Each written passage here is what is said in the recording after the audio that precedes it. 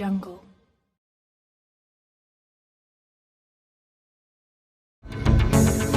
होली के बाद गंगा नहाने गए 6 युवक डूबे, तलाश में जुटे गोताखोर। आपको बताते चले कि महाराजपुर के डोरी घाट में त्योहार के बाद रंग छुड़ाने गए युवक युवतियां डूब गए हैं, जिसमें गोताखोरों की मदद से 4 लड़के 2 लड़कियां गंगा में नहाते समय डूब गए। लेकिन गोताखोरों की मदद से व पुलिस की मदद से 2 लड़के व 1 युवती को जीवित निकाल लिया गया। वहीं अन्य 3 लोगों की तलाश में गोताखोर लगातार तलाश।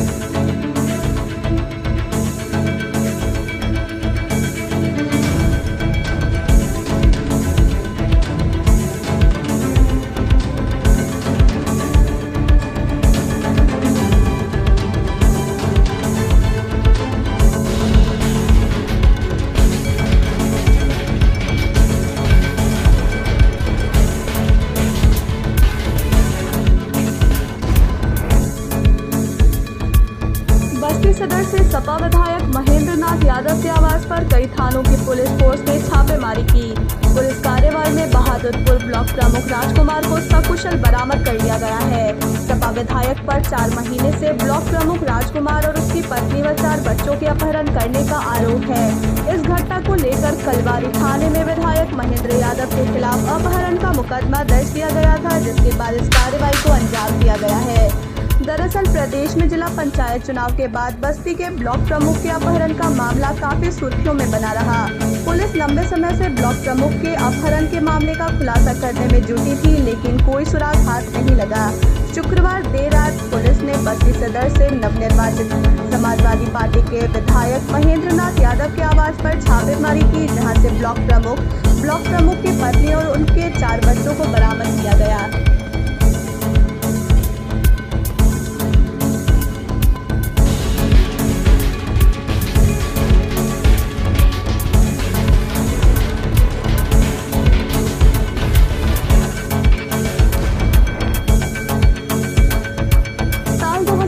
से दुनिया कोरोना से त्रस्त है। इस वायरस ने लोगों का जीना हराम कर दिया है। कई देश शमशान में बदल गए। लाशों के अंबार ऐसे बने कि उन्हें जलाने और दफनाने के लिए जगह कम पड़ गई।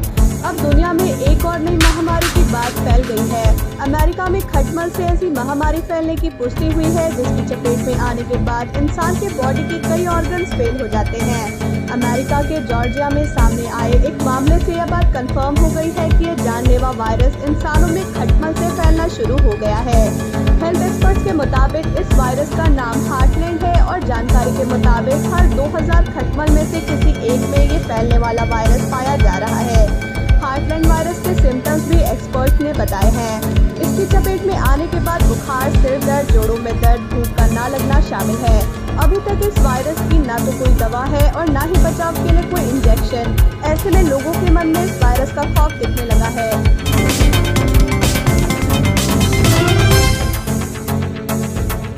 यूक्रेन में मिसाइल ही रूस का सबसे बड़ा हथियार बना हुआ है। यूक्रेन में जो तबाही हुई है उसमें सबसे बड़ा रोल मिसाइलों का है। रूस अब तक 1000 से ज्यादा मिसाइलें यूक्रेन पर दाग चुका है। यूक्रेन में सबसे ज्यादा तबाही मिसाइलों ने ही मचाई है। इन 24 दिनों में यूक्रेन के शहर खंडर बन गए हैं। अमेरिका ने दावा किया है कि यूक्रेन पर अब तक करीब 1000 से ज्यादा मिसाइलें दागी जा चुकी हैं। रूस अपने मिसाइलों के जखीरे से यूक्रेन के हर हिस्से पर वार कर रहा है। इसको लेकर यूक्रेन के राष्ट्रपति वोलोदिमीर जेलेंस्की ने कहा, हम जितना हो सके रूसी मिसाइलों को मार गिरा रहे हैं। हम उनके विमानों और हेलीकॉप्टरों को नष्ट कर रहे हैं, और ये तब जब हमारे पास पर्याप्त मिसाइल रोधी हथियार नहीं है। हमारे पास पर्याप्त लड़ाकू विमान नहीं है, लेकिन मकसद साफ है, अपने लोगों और अपने राज्यों की रक्षा करना।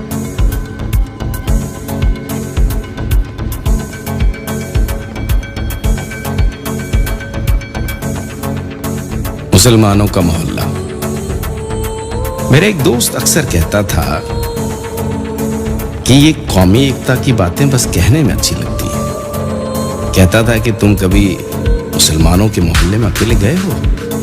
कभी जाकर देखो, डर लगता है। वो मुसलमानों से बहुत डरता था। हालांकि उसे शाहरुख खान, आमिर खान, सलमान खान बहुत पसंद है। वो उनसे नहीं डरता था, बस मुसलमानों से डरता था। वो मेरे साथ इंजीनियर बना। विज्ञान में उसकी दिलचस्पी इतनी कि कहता था कि अब्दुल कलाम की तरह मैं एक वैज्ञानिक बनना चाहता हूं और देश का मान बढ़ाना चाहता हूं। वो उनसे नहीं डरता था, बस मुसलमानों से डरता था।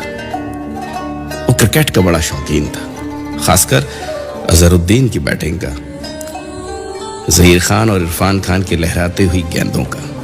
कहता था कि ये तीनों जादूगर हैं, ये खेल जाए ना तो हम कभी हार नहीं सकते।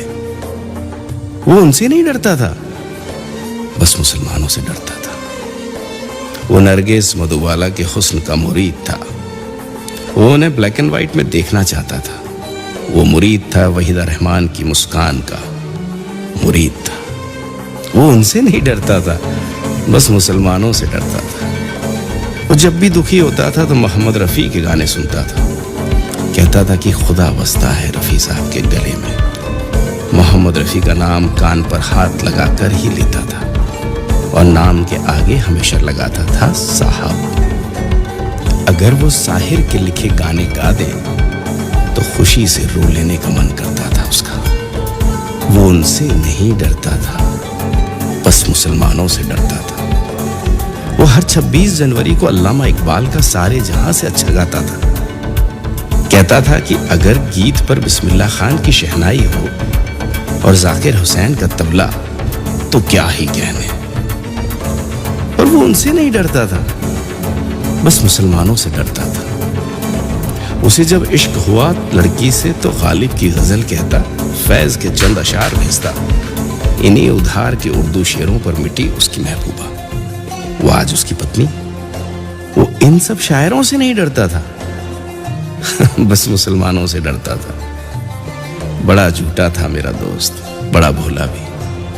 वो अनजाने ही हर मुसलमान से करता था इतना प्यार, फिर भी न जाने क्यों कहता था खुशी खुशी मोहब्बत से, और मुसलमानों के न जाने कौन से मोहल्ले में जाने से, अकेले जाने से डरता था।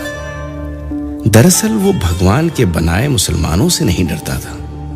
शायद वो डरता था सियासत, अखबार और चुनाव के बनाए उन काल्पनिक मुसलमानों से, जो कल्पना में तो बड़े डरावने थे, लेकिन असली